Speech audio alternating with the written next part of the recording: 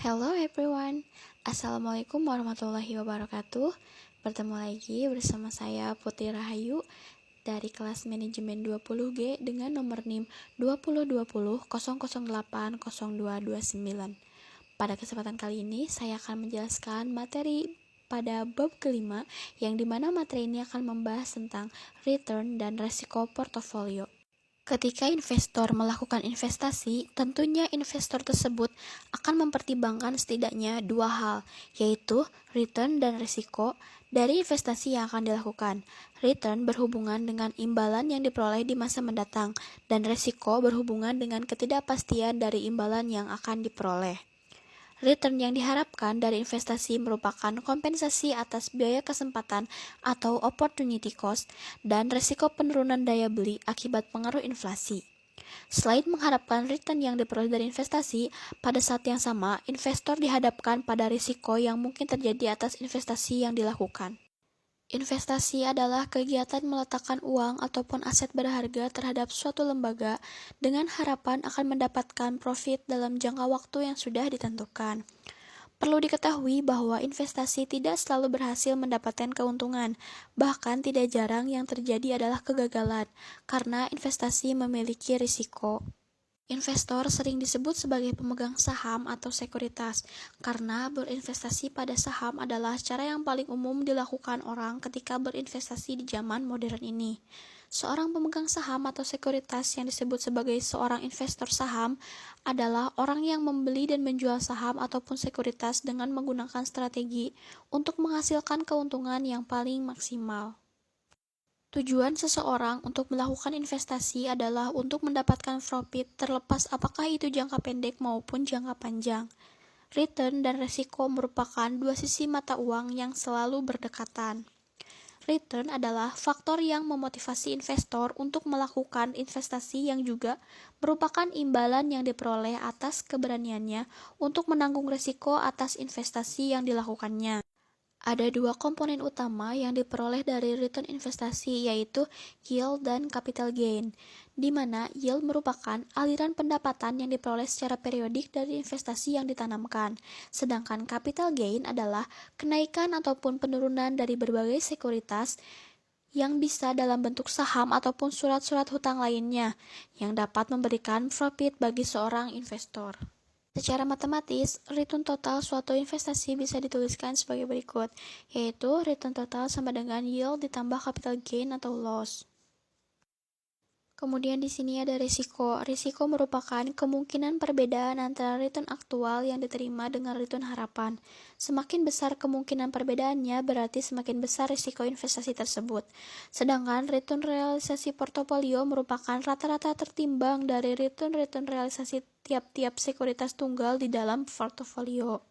Dalam konteks portofolio, risiko dari suatu aset dibagi menjadi dua komponen. Yang pertama itu risiko sistematis, yang kedua adalah risiko tidak sistematis. Risiko sistematis atau risiko pasar adalah risiko yang terjadi seiring dengan perubahan terjadi di pasar secara menyeluruh, dan risiko ini tidak dapat dihilangkan dengan melakukan diversifikasi, karena fluktuasi risiko ini dipengaruhi oleh faktor makro yang dapat mempengaruhi pasar secara keseluruhan. Kemudian yang kedua itu ada risiko tidak sistematis atau sering disebut dengan risiko perusahaan, di mana dengan melakukan strategi diversifikasi maka dari risiko dapat diminimalisir sebab risiko ini hanya ada dalam satu industri tertentu. Diversifikasi ini merupakan salah satu strategi investasi yang sudah sering dilakukan dan terbukti untuk meminimalkan risiko dan memaksimalkan profit. Ada beberapa prinsip diversifikasi portofolio, diantaranya yaitu yang pertama ada diversifikasi random, yang merupakan diversifikasi yang disebut dengan diversifikasi secara naif, di mana diversifikasi ini terjadi ketika seseorang investor berinvestasi dengan menempatkan dananya pada berbagai jenis aset-aset yang berbeda dan dilakukan secara acak. Kemudian ada diversifikasi Markowitz, yang dimana dalam diversifikasi ini pembentukan portofolio sangat selektif dalam memilih setiap sekuritas yang nantinya diharapkan akan memberi keuntungan yang paling optimal. Diversifikasi Markowitz disebut dengan mean variance karena pertimbangan informasi karakteristik aset sangat diutamakan adalah tingkat return dan risiko. Selanjutnya kita akan membahas analisis risiko portofolio. Konsep pengurangan risiko dengan cara menambahkan sekuritas ke dalam portofolio dikenal dalam manajemen portofolio. Konsep ini menjelaskan jika ingin mendapatkan manfaat yang maksimal dari pengurangan risiko, maka hal yang perlu dilakukan adalah dengan menambahkan sekuritas secara terus-menerus ke dalam portofolio. Selanjutnya, kita akan membahas tentang estimasi return dan risk portofolio. Melakukan estimasi return dan risiko portofolio artinya kita akan menghitung return harapan dan risiko dari berbagai aset individual yang kita kombinasikan dalam satu portofolio. Yang pertama, ada menghitung return harapan dari portofolio. Dengan menghitung rata-rata tertimbang dari suatu return harapan masing-masing aset individual dalam portofolio, maka return harapan dapat diestimasi. Yang kedua, menghitung risiko portofolio. Menghitung return portofolio berbeda dengan menghitung risiko portofolio, karena risiko portofolio bukan merupakan rata-rata tertimbang risiko dari masing-masing sekuritas. Ada 3 hal yang perlu ditentukan ketika akan menghitung risiko portofolio, yaitu yang pertama ada varians setiap sekuritas, yang kedua ada covariance antara satu sekuritas dengan sekuritas lainnya, dan yang terakhir adalah bobot portofolio untuk masing-masing sekuritas. Selanjutnya kita terdapat kasus 2 sekuritas.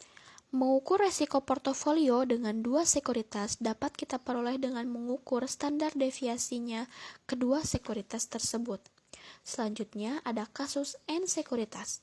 Untuk menghitung resiko portofolio yang terdiri dari N sekuritas, maka rumus di atas yang menghitung 2 buah sekuritas dapat diperluas.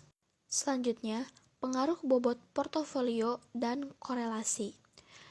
Ketika melakukan perhitungan risiko portofolio, maka bobot portofolio penting untuk diketahui, karena proporsi besaran dana yang akan kita letakkan pada 2 sekuritas pada portofolio akan sangat berpengaruh pada risiko portofolionya.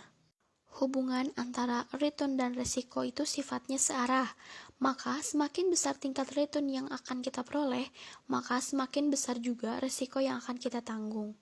Agar kita dapat melakukan estimasi return dan risiko portofolio, maka yang harus kita lakukan adalah menghitung return harapan dan juga menghitung risiko dari kumpulan aset individual yang dikombinasikan dalam portofolio. Untuk memperoleh return dari portofolio aset yang kita miliki, kita dapat menjumlahkan semua return harapan dari aset individual yang kita pilih dalam portofolio aset kita. Sedangkan untuk menghitung risiko suatu portofolio, kita tidak boleh hanya menjumlahkan risiko dari aset individual yang ada saja. Tetapi, kita juga harus memperhatikan komponen risiko akibat keterkaitan antar aset tersebut. Dengan kata lain, kontribusi risiko aset individual terhadap risiko portofolio terdiri dari komponen varians dan covariance aset dengan aset-aset lain yang dilibatkan dalam portofolio. Mungkin hanya sekian materi yang dapat saya sampaikan pada kesempatan kali ini. Kurang lebihnya mohon maaf. Terima kasih. Wassalamualaikum warahmatullahi wabarakatuh.